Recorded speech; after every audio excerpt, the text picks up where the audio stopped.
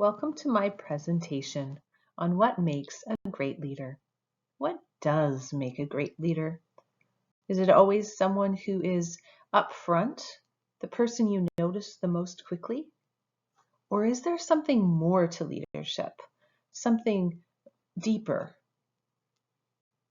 In his TED Talk, Drew Duxley suggests that leaders don't need to be just the select few who are easy to be seen. Instead, each of us can be a leader in our own right. In the video, What Makes a Leader by Harvard Business Review, 5 different aspects of a good leader were discussed. The first aspect was emotional intelligence, being self-aware enough to admit failure and then use that failure towards success. The second aspect is self-regulation. This is someone who is thoughtful, fair, and trustworthy. Someone who can feel big emotions and still be able to control themselves enough to think clearly in tough situations. The next is motivation.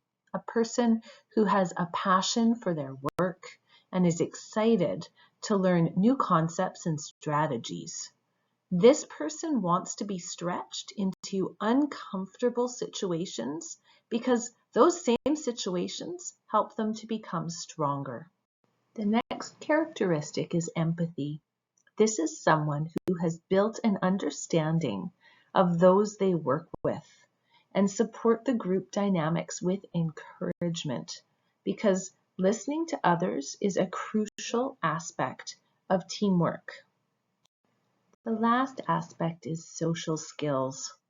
A good leader can show friendliness with a purpose, can build teams of people who enjoy working with them, can be persuasive, and collaborate well with others. In her TED Talk, What It Takes to Be a Great Leader, Rosalind Torres asks, what is the diversity measure of your personal and professional network? Can you develop relationships with people who are different than you?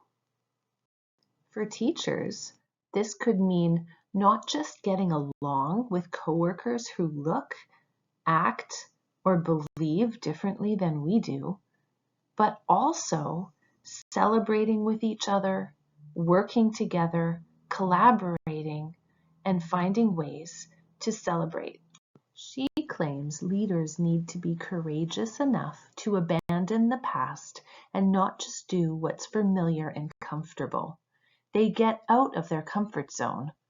Great leaders are preparing themselves for the realities of today and the unknown possibilities of tomorrow. Finally, Torres says that a good leader has the resilience to take criticism and not crumble underneath it. Instead, a good leader uses that criticism to improve and to have more success at a later date.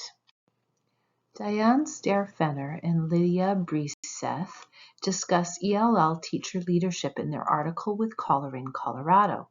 They say that when a teacher specializes, they gain a greater knowledge of how to serve their students authentically.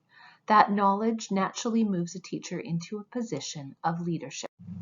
They say that ELL teachers act as leaders when they advocate for their students, like showing classroom teachers what to expect from and how to meet the needs of their ELL students. ELL teachers can provide resources like showing new tools and new concepts to their coworkers. A good leader will also pursue opportunities for professional development, which echoes the desire to be stretched, which I mentioned earlier.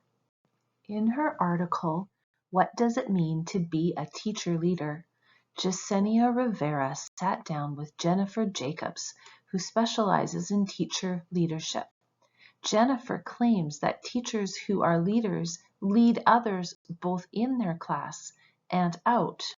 She claims that teacher leaders shouldn't be leading their peers the same way they lead their students. Instead, they need to use a different set of skills that involve effective communication, coaching, and empowering other learners. Some aspects of teacher leadership have stood out to me. The first is that leaders need to think outside the box and be willing to try new ideas even if it makes them uncomfortable. Co-teaching, for example, can be very awkward at first, but can hold many rewarding opportunities.